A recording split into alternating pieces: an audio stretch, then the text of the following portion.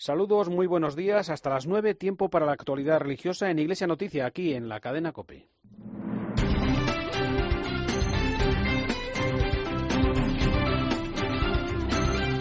Faustino Catalina y Eva Galvache. Iglesia Noticia. COPE. Estar informado. Muy buenos días, amigos. Son las 8:30 de este domingo 12 de mayo, fiesta de la Ascensión del Señor, en la que acudimos como cada 7 días a la cita con la actualidad eclesial de estas últimas jornadas en el mundo y aquí en España. Hoy, gracias a Rocío Fernández en el control de sonido, Margarita García y Amparo Latre en la producción. Ahora los titulares.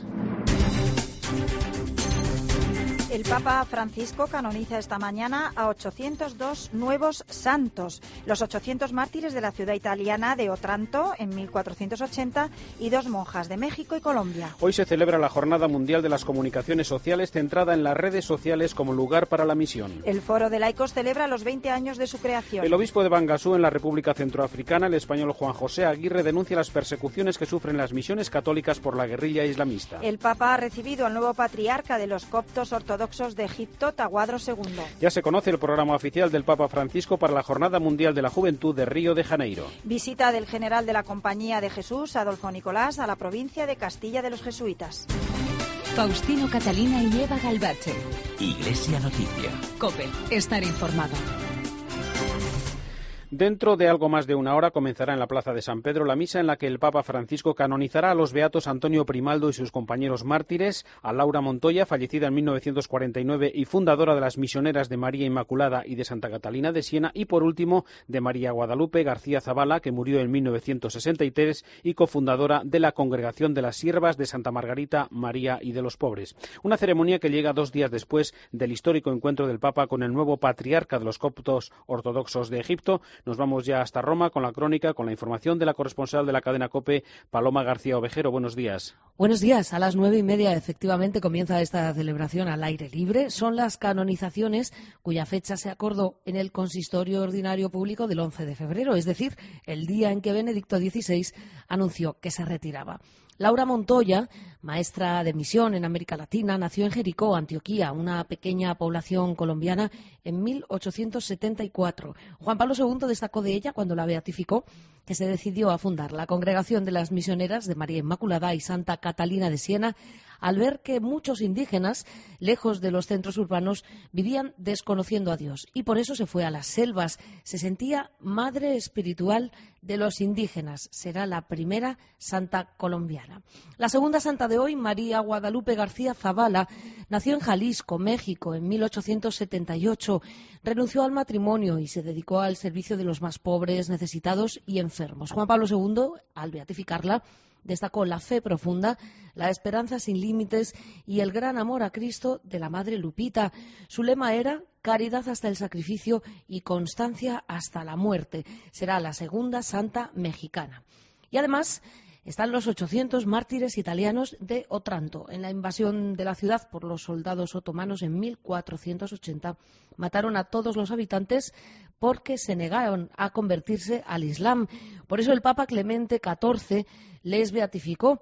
Así que ahora, 240 años después, le toca al Papa Francisco declararles santos. Es su primera ceremonia de canonización. Ayer, por cierto, fue su primera beatificación, la del sacerdote diocesano Luigi Novarese, fundador de los silenciosos operarios de la cruz. Y este viernes, otro momento histórico, el Santo Padre recibía la visita del nuevo patriarca de los coptos ortodoxos, Tahuadro II, la primera vez que se producía este encuentro en casi medio siglo. En el programa El Espejo de COPE, la hermana Blanca Pérez Ortiz, colombiana, nos habló de cómo nació la congregación de las conocidas popularmente como Lauritas. Nacimos en la selva porque la madre Laura salió con 5 compañeras y su propia madre y hizo un rancho. Ellas mismas construyeron un rancho en medio de los indios y fue así como inició nuestra congregación. Ella no empleó el término inculturación, pues no existía, pero todos los postulados que ella presenta de respeto a la cultura, de amor al indígena, incluso ella llegaba a decir servirles el evangelio en sus propios utensilios diarios para significar el respeto a la cultura. Y ella hace un catecismo ya en ese momento adaptado, el catecismo catío, adaptado a las costumbres de ese momento. O sea que inculturación, evangelización, inserción, la itinerancia fueron términos y sobre todo vivencias continuas en la Madre Laura. En este domingo de la Ascensión del Señor, la Iglesia celebra la Jornada Mundial de las Comunicaciones Sociales. El lema elegido por el Papa para esta jornada es redes sociales, portales de verdad y de fe, nuevos espacios para la evangelización. Hablamos esta mañana en Iglesia Noticia con el obispo de Guadix, Monseñor Ginés García Beltrán, que es miembro de la Comisión de Medios de Comunicación en la Conferencia Episcopal. Buenos días. Buenos días a todos. El ahora Papa Emérito Benedicto XVI nos dejó un mensaje, como hemos contado ahora mismo, con un tema de máxima actualidad, el de las redes sociales. Y además un tema que es reiterado, porque en los últimos años el Papa viene proponiéndonos como lema y como tema de esta jornada las redes sociales, como nuevo espacio, dice él, de plaza pública. ¿Qué él destacaría tanto del mensaje del Papa como del que han hecho ustedes, los obispos de la Comisión de Medios de Comunicación, en torno a ese uso de las redes sociales para la evangelización? Creo que, en primer lugar, constatar que las redes sociales, como dice el Papa y decimos también los obispos tomados de él, es el lugar donde hoy habita la gente. Hoy habitan tantos jóvenes y no tan jóvenes. Por tanto, es una plaza pública donde se debaten ideas, donde está en juego también la verdad. Por tanto, hay una consecuencia y una conclusión de esta primera idea. La Iglesia no puede estar ajena a esta plaza pública donde se habla, donde se expresa, donde se busca. Ahí tiene que estar la Iglesia, porque si no sería un perjuicio grande para el hecho mismo de la evangelización. Por otra parte, creo que otra idea fundamental está en el prototipo de otros evangelizadores en otro tiempo. La verdad es la misma, la necesidad de evangelizar también, sin embargo, el lenguaje, los medios son diferentes. Por eso el mensaje del Papa y el de los propios obispos hablan de grandes evangelizadores de la historia y hacen una llamada no solo implícita, sino muy explícita, a que nosotros tenemos que evangelizar como ellos, no solo en los continentes físicos, sino también en los continentes digitales. Y creo que hay otra última idea muy importante. Las redes sociales son un gran logro, un gran avance, pero también tienen sus limitaciones. Por eso las redes sociales tienen que ser el medio por el que se llegue al encuentro personal. Las redes sociales no pueden sustituir el encuentro personal que supone la fe. Por eso las redes sociales han de llevar a otros lugares, a otras redes sociales, diríamos, donde se dé el encuentro personal, tanto del hombre con Dios como de la comunidad cristiana. Es decir, no sustituyen ni a la relación personal con el Señor, ni tampoco a la presencia física en la comunidad cristiana. Efectivamente, el uso de redes sociales implica una serie de riesgos, como está comentando, a veces incluso hay excesivo sensacionalismo, pero también, sobre todo, facilita el acercamiento a la juventud, sobre todo, que es la que está más alejada de la Iglesia, ¿no? Efectivamente. Es una forma al menos técnica, pero también humana, realmente impresionante. Hoy, cuando queremos citar, por ejemplo, en una diócesis a los jóvenes, que muchos de ellos están a grandes distancias, lo podemos hacer en el instante a todos, sabiendo que eso va a llegar a todos. Y, don Ginés, es también las redes, el uso de las redes, un lugar en el que se ofrecen ahora cada vez más numerosos espacios para orar, para meditar, para compartir la palabra de Dios, que no se deben despreciar, ¿no? Efectivamente, y que tanto bien están haciendo, porque todos estos espacios que nos proporcionan la posibilidad de orar, la lectura del Evangelio del día, la comunicación también muy importante. Yo, que soy obispo en una diócesis rural, donde muchas veces uno tiene la sensación, hay mucha gente que puede tener la sensación de que solo somos nosotros, es decir, que el mundo ya no tiene a Dios y nosotros que somos el reducto, nos damos cuenta que hay muchos jóvenes y no tan jóvenes que se mueven en el mismo ambiente que nosotros. Por eso también a través de las redes sociales se puede llegar a la experiencia, al testimonio de otras personas que nos muestran una experiencia de fe verdaderamente hermosa. En todo caso, para terminar, el uso de las redes es un auténtico desafío en el que hay que estar, ¿no? Si de verdad queremos trabajar al servicio de la verdad, de esa propuesta clara y sincera de la fe, ¿no? Así es, tenemos que estar ahí, porque si no, creo que no cumpliríamos hoy con el mandato misionero del Señor, sabiendo los límites, asumiendo los límites y también poniendo las limitaciones por nuestra parte, pues eso que no es tan bueno en las redes sociales. Monseñor Ginés García Beltrán, obispo de Guadix y miembro de la Comisión Episcopal de Medios de Comunicación Social, muchas gracias por acompañarnos hoy en Iglesia Noticia. Muy buenos días. A todos ustedes y buen domingo a todos.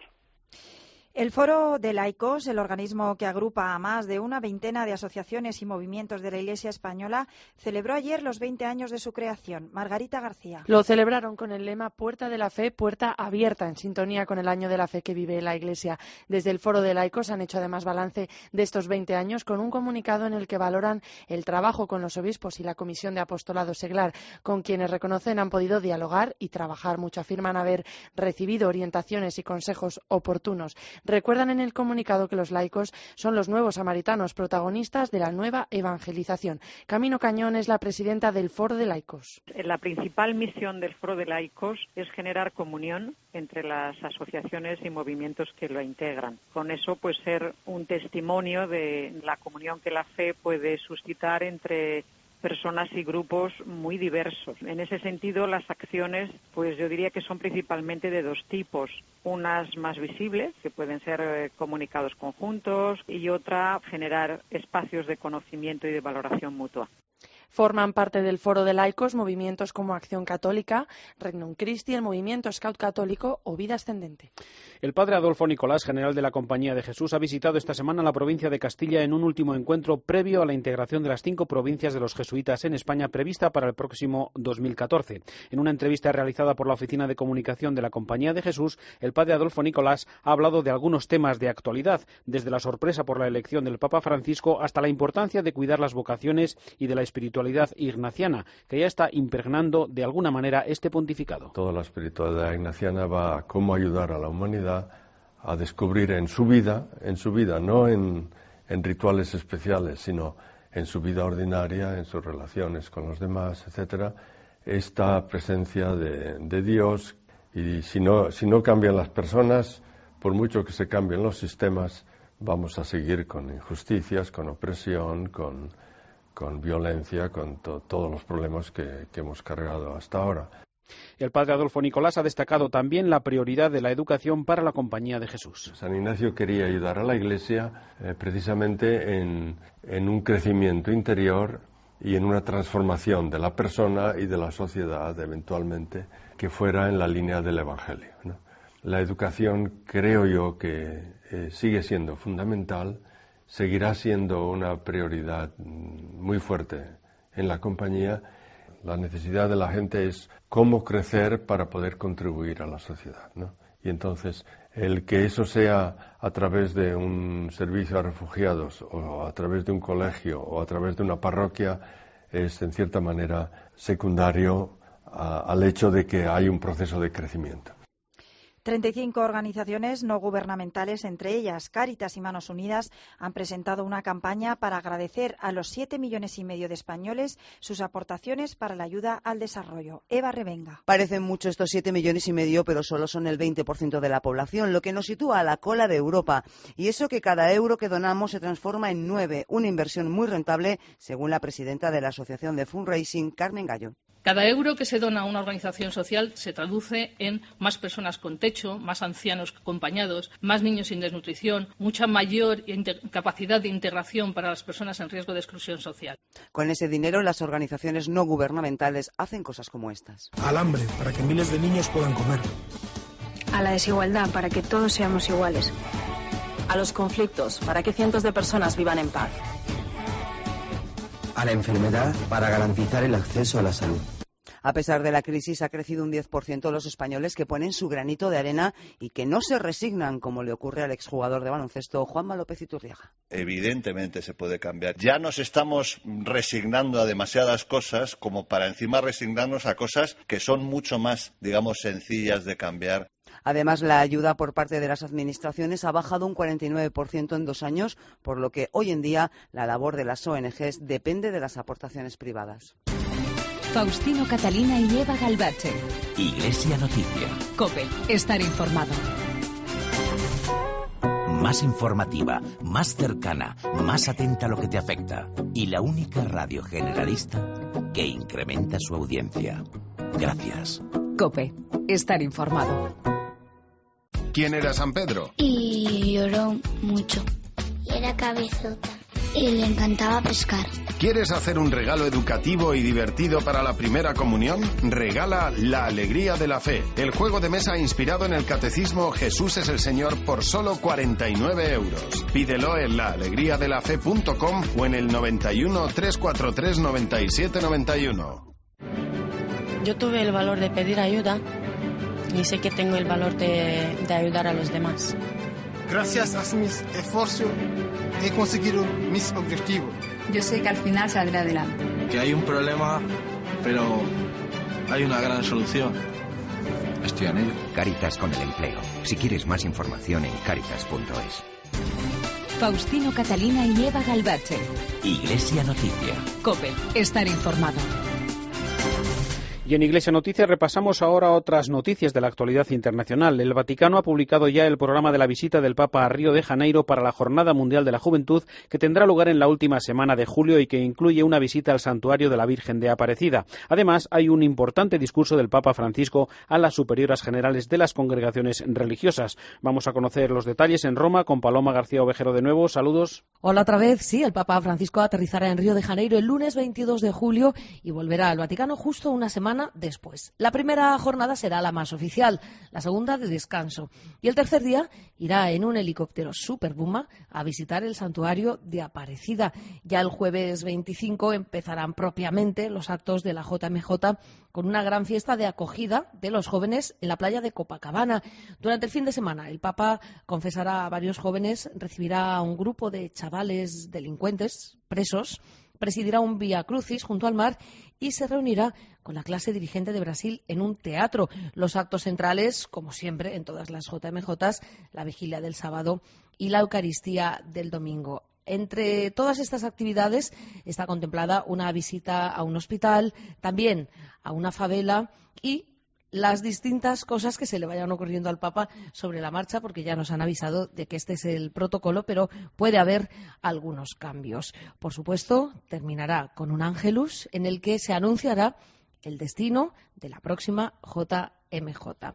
Y sí, esta semana hemos tenido también la oportunidad de escuchar al Papa cuando hablaba con 800 superioras religiosas que estaban aquí en Roma en asamblea plenaria y les recordaba la importancia de la obediencia como escucha de la voluntad de Dios, aceptando, les decía, que la obediencia pasa también a través de la mediación humana. Les hablaba de la pobreza teórica no sirve, les decía. La pobreza se consigue tocando la carne de Cristo pobre, en los humildes, en los pobres, en los enfermos, en los niños.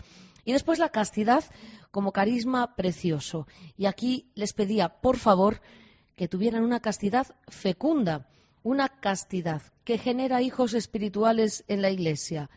La consagrada es madre, debe ser madre y no una solterona, les decía el Papa. Les recordaba el ejercicio de la autoridad, como superioras que son, siempre en el servicio y la eclesialidad. Así que terminaba este encuentro dándoles las gracias por su obra, no siempre fácil, decía el Papa. ¿Qué cosa sería la Iglesia sin vosotras? Le faltaría la maternidad, el afecto, la ternura, la intuición de una madre. Gracias, Paloma. En Iglesia Noticias, el momento para el comentario desde Roma de Antonio Pelayo. Buenos días. Buenos días. Entre otras cosas, este Papa se distingue por un lenguaje franco y directo que sus predecesores resultaría absolutamente impensable. Cada día nos llegan frases suyas que nunca habríamos puesto en labios de un pontífice. A un arzobispo de la Curia reciente y precipitadamente jubilado le preguntó: ¿a vos también le barrieron? Y recibiendo al presidente del Ecuador le dirigió el siguiente saludo: le veo fresco como una lechuga. El miércoles pasado recibió a varios centenares de monjas que asisten en Roma a la asamblea plenaria de la Unión Internacional de Superiores Generales y en su discurso les dijo: la mujer consagrada es madre, debe ser madre, no una solterona. La frase en cuestión ha dado la vuelta al mundo y suscitado todo tipo de comentarios. Antes, presentando a las monjas al nuevo secretario general de la congregación, el gallego fray José Rodríguez Carballo, les dijo: se llama Pepe. Situada en su contexto, la frase dirigida a las monjas encierra un pensamiento profundo y una invitación a renovar la vida religiosa femenina que solo Dios sabe lo necesario que es. Comentaba Francisco los 3 votos de obediencia, pobreza y castidad, y este último lo definió como un carisma que muestra cómo la afectividad tiene su lugar en la libertad madura y se convierte en un signo del mundo futuro para hacer resplandecer siempre la primacía de Dios. Y ahí es donde el Papa añadió: pero por favor, debe ser una castidad fecunda, una castidad que engendra hijos espirituales. A estas palabras siguió la frase antes citada y, como si quisiera hacerse comprender, aclaró que para él es importante esta maternidad de la vida consagrada, esta fecundidad. No se trata, pues, de latiguillos sueltos, sino de un lenguaje que expresa verdades fundamentales con una desenvoltura que no sorprende, pero que hace llegar su mensaje, lo mismo que hizo Jesús en su vida pública. Desde Roma les ha hablado Antonio Pelayo. Gracias, Antonio. El Papa Francisco ha manifestado su deseo de continuar afrontando con determinación los casos de pederastia en el clero, un tema que hoy merece el comentario desde Roma de Paloma Gómez Borrero. En el Regina Coeli el domingo, Papa Francisco aprovechó la presencia de la asociación Meter, creada hace unos años por un sacerdote italiano para combatir la pedofilia y la terrible difusión vía Internet de la pornografía infantil, así como la ocasión de la Jornada del Niño Víctima de la Violencia, para asegurar su cercanía y oración a cuantos han sufrido y sufren abusos sexuales y para reafirmar la línea de Benedicto XVI, tolerancia cero, transparencia total. Al igual que su predecesor, Papa Francisco sigue la defensa y tutela de los niños, las víctimas más vulnerables. Pocos días después de iniciar su pontificado, al recibir al cardenal Müller, prefecto para la doctrina de la fe, le recomendó en modo muy especial actuar con severidad y decisión contra lo que el Papa definió crimen atroz. El domingo recordó el deber de todos de empeñarse con claridad y coraje para proteger, defender y tutelar a los niños, los seres, dijo, más indefensos y frágiles. Para comprender mejor cómo piensa Papa Francisco en relación con este espinoso y doloroso problema, basta releer las conversaciones con el rabino Abraham Skorka en el libro El cielo y la tierra, publicado hace 2 años en Argentina. En el capítulo sobre los discípulos del entonces arzobispo de Buenos Aires, manifiesta su admiración por la rectitud y el coraje de Benedicto XVI para combatir los abusos sexuales del clero. Basta leer 2 frases. Cuando estalla un escándalo, nunca hay que esconderlos bajo una cortina de silencio para no dañar la imagen de la institución. Nunca debe hacerse que no se ve, como mirando hacia otro lado. Y en cuanto al celibato, comentó el cardenal Bergoglio que el problema no está vinculado a ello, que la pederastia no está en relación con el celibato. Gracias, Paloma. El obispo de Bangasú, en la República Centroafricana, el español Juan José Aguirre, ha contado en el programa El Espejo de COPE la situación de miedo que se vive en el país tras el reciente golpe de Estado, además de las persecuciones que sufren las misiones católicas por parte de la guerrilla islamista Seleka. Nosotros creemos que porque este movimiento que ha entrado y invadido Centroáfrica a partir del mes de diciembre, que se concretizó el día de Domingo de Ramos, tomando la capital, Bangui, es un movimiento islámico y es un movimiento de corte yihadista como aquel que ha invadido el Malí. Entonces vemos que privilegian, no atacan, protegen incluso a todas las comunidades musulmanas, a todos los que hablan en árabe, y sin embargo a las comunidades cristianas, protestantes y católicas las van destruyendo, saqueando, incluso profanando las iglesias, profanando los tabernáculos, los sagrarios con formas consagradas, y esto claro nos da una idea de que hay un ensañamiento para denigrar o para quitar el coraje a la Iglesia católica, para hundirla. Faustino Catalina y Eva Galbache. Iglesia Noticia. COPE. Estar informado. Volvemos a la actualidad en España. El próximo 21 de mayo abrirá sus puertas la nueva exposición de las Edades del Hombre que con el título Clero albergará la localidad abulense de Arévalo. Esta semana se han conocido nuevos detalles que nos aporta desde COPE Ávila Ausi Rueda. Las iglesias de Santa María, San Martín y El Salvador de Arévalo acogerán las 92 piezas que conforman Credo, la nueva exposición de las Edades del Hombre que se podrá contemplar en esta localidad abulense a partir del próximo 21 de mayo.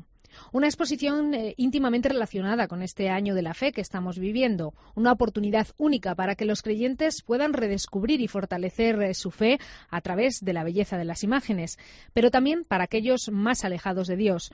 Así lo explica el obispo de Ávila, Monseñor Jesús García Burillo. Puedan preguntarse también qué encierra la belleza, y sobre todo la belleza en el patrimonio artístico religioso. ¿Qué misterio es este que hay detrás de tanta belleza de las imágenes? La muestra se compone de un preámbulo y 3 capítulos que recogen lo esencial de nuestra profesión de fe, de la oración del credo. En este 25 aniversario de las Edades del Hombre, 25 años en los que se han conformado como una auténtica catequesis de fe en Castilla y León, como apuntaba el secretario general de la Fundación de las Edades, Gonzalo Jiménez. Ya se han presentado las obras que aporta cada una de las 11 diócesis de Castilla y León a la muestra. Esta semana le tocaba el turno a la anfitriona, a la diócesis de Ávila, que aportará un total de 19 obras de autores tan conocidos como Vasco de la Zarza, Juan de Juni o Antonio Oteiza. Recordamos que la exposición Credo cuenta con el apoyo del Pontificio Consejo de Cultura y que será inaugurada oficialmente el próximo 21 de mayo a las 5:30 de la tarde con la presencia de la infanta Elena. En Salamanca se celebrará esta tarde una misa conmemorativa del comienzo de la edificación hace hoy 5 siglos de la Catedral Nueva de la capital castellana. Desde COPE Salamanca, Silvia Merchán. Tal día como hoy, a las 8 de la mañana de un 12 de mayo de 1513, se ponía la primera piedra de la Catedral Nueva de Salamanca, un quinto centenario que el Cabildo Catedralicio celebra con una serie de actos litúrgicos, siendo el más destacado la Misa de Acción de Gracias que acoge la SEO salmantina a las 6 de esta tarde. La preside el obispo de Salamanca, don Carlos López, y la concelebran, entre otros, el arzobispo de Madrid y presidente de la Conferencia Episcopal Española, Antonio María Rouco Varela. Don Ángel Rodríguez es deán de la catedral. Y va a tener un sentido de acción de gracias a Dios por la edificación de esta catedral. El domingo vamos a tener aquí una gran concelebración en la que van a participar el obispo de Salamanca, que lógicamente al ser obispo de Salamanca tiene que presidir la celebración. Va a participar el presidente de la Conferencia Episcopal Española, va a participar el arzobispo de Toledo en su calidad de primado de España, va a participar el arzobispo de Valladolid. A la cita no faltarán tampoco numerosos sacerdotes y prelados de otros rincones de la comunidad y de España.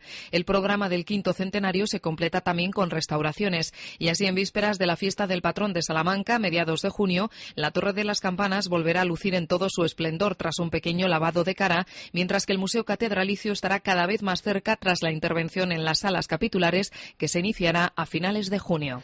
La revista Mundo Cristiano ha celebrado sus bodas de plata en un acto que presentó nuestro compañero Javi Nieves. En él recibieron los premios Mundo Cristiano Irene Villa, Inmaculada Galván, María Vallejo Nájera, Leopoldo Abadía y el presidente de este grupo COPE, Fernando Jiménez Barrio Canal. Sin duda alguna es muy importante para las personas de hoy en día el tener medios de comunicación como es Mundo Cristiano y como es COPE y por supuesto también 13 Televisión, pues el que haya medios de comunicación que estén aportando una visión del hombre diferente y sobre todo que estén alumbrando una esperanza y criterios para el mundo son sin duda motivos de satisfacción. Hoy es un día de enhorabuena para todos.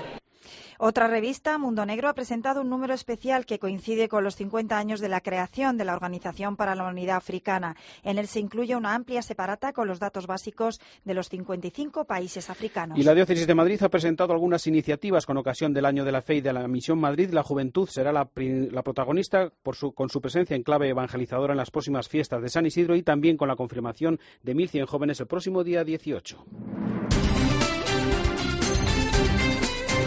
Hasta aquí la actualidad eclesial en el informativo Iglesia Noticia de la cadena COPE en este domingo de la Ascensión del Señor. Volveremos dentro de 7 días a partir de las 8:30. Hasta entonces que pasen una feliz semana con el saludo de Eva Galbache y de Faustino Catalina. Ahora, como siempre, les dejamos con la última hora de la actualidad en España y en el mundo, después con la Santa Misa.